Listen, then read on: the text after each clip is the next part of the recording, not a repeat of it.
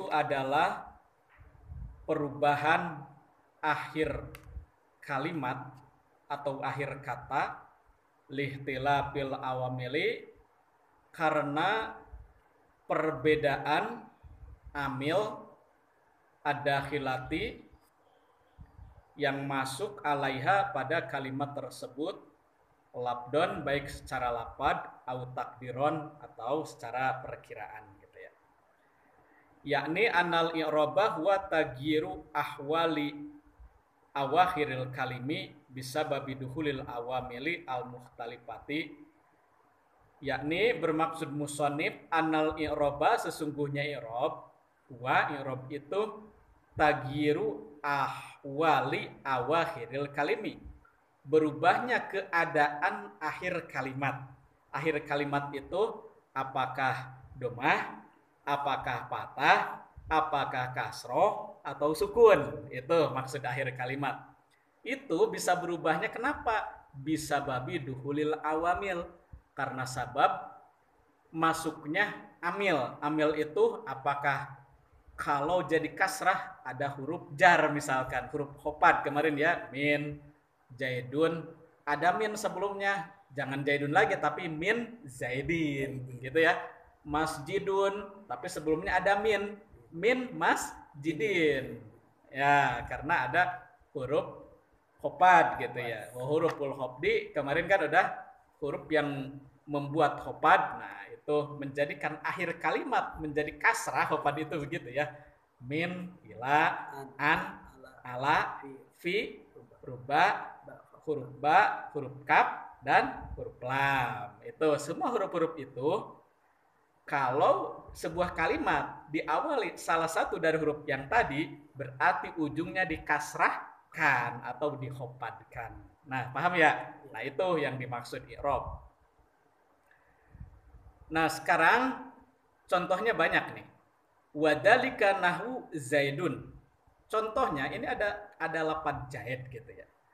Jaidun itu bisa domah karena kalimat sebelumnya contoh ada fi'il. Kalau fi'il setelah fi'il harus ada fa'il. Contoh, ada nasoro. Nasoro itu kan fi'il ya. Fi'il menolong. Nah, sekarang ada yang menolong. Yang menolongnya itu siapa namanya? Zaid misalkan. Nah, nasoro Zaid. Nah, si Zaid itu harus doma karena kedudukannya menjadi fa'il, menjadi penolongnya itu gitu ya. Nasoro menolong. Siapa yang menolong itu? Zaidun. Itulah fa'il atau istilah bahasa Indonesianya sub-zaid. Sekarang ada yang harus dinasobkan. Maf'ul, betul, yaitu maf'ul atau objek yang ditolong. Contoh, Zaid itu menolongnya Umar misalkan. Contoh, Nasoro menolong, Zaidun Zaid, Amron kepada Amar. Amron itu harus nasob, harus patah karena kedudukannya jadi orang yang ditolong, jadi maf'ul bih, jadi objek. Itu kalau contoh dengan kalimat nasoro. Sekarang kalimatnya diubah jadi doroba, memukul gitu ya. Ini bukan sedang berkelahi ya, sedang tinju. Doroba. Ini karena sering jadi contoh ya, kalimat doroba memukul. Nah, doroba memukul. Siapa yang memukulnya? Zaidun. Nah, Zaidunnya itu harus doma. Yang dipukulnya atau maf'ul bihnya, objeknya gitu, harus patah. Contoh yang dipukulnya itu Amron misalkan, doroba Zaidun Amron. Betul. Jadi setelah fi'il, fa'il. Fa'il itu harus doma. Setelah fa'il ada maf'ul. Maf'ul itu harus patah, harus nasab. Ini akhir-akhir kalimat ini namanya i'rab. Nah, itu contoh-contoh i'rab. Jadi i'rab itu berubahnya atau perubahan akhir kalimat, berubah apa tuh? Ropa, nasab apalagi khofad dan jazm, atau kalau kata kita nanti sebenarnya lebih panjangnya lagi, nanti bisa berubah jadi domah, jadi patah, jadi kasroh, atau jadi sukun karena ada kalimat sebelumnya gitu ya.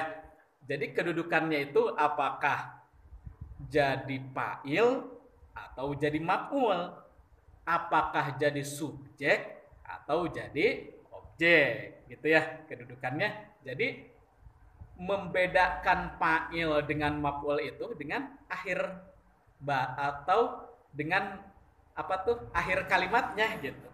Akhir apakah jaidun atau jaidan gitu ya. Iya begitu. Kalau jaidun berarti pelakunya. Kalau menolong, terus jaidun berarti jaid itu yang menolongnya, fa'il itu yang melakukannya gitu ya. Kalau akhir kalimatnya dinasobkan berarti maf'ul yang ditolongnya. Ya, paham tidak? Nah, sekarang contoh diri sendiri. Akala. Akal itu memakan. Nah, bukan kita lah, orang lain yang sedang makan. Jaid lagi lah, jaid. Akala memakan gitu ya. Jaidun jaid. Nah, yang dimakannya apa? Contoh apa? Ayam boleh. Adu jaja. Nah, si ayam itu harus betul, harus patah, harus nasob ya. Adu jaja. Nah, adu jajata makannya ayam misalkan gitu gitu ya. Paham ya? Kalau dujajunya jadi domah nanti terbalik. Ayam bisa jadi makan jahe gitu ya. Jangan terbalik begitu. Nah, ternyata yang membedakannya itu dari ujung kalimatnya itu. Ya. Seperti contoh yang tadi juga tuh yang ahsanu jadi ahsana, ya ternyata beda artinya. Ma ahsanu sama, apa bagusnya langit?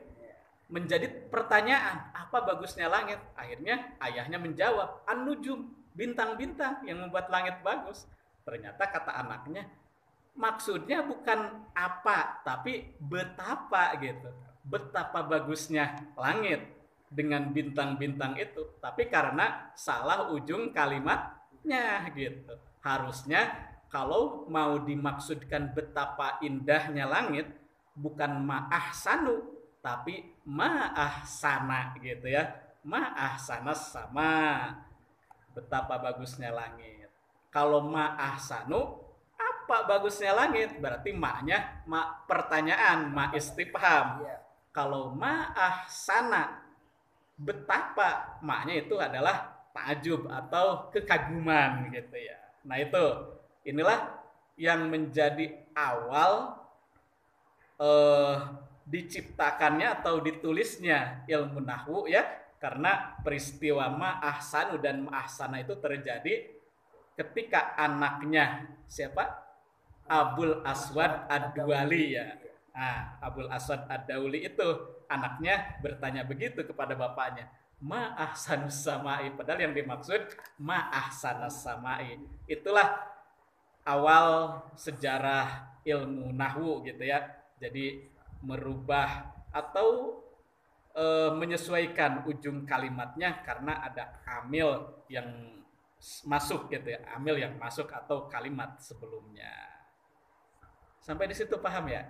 Ya, daripada berbelit-belit dengan contoh yang sangat banyak, mendingan disimpulkan seperti itu aja ya.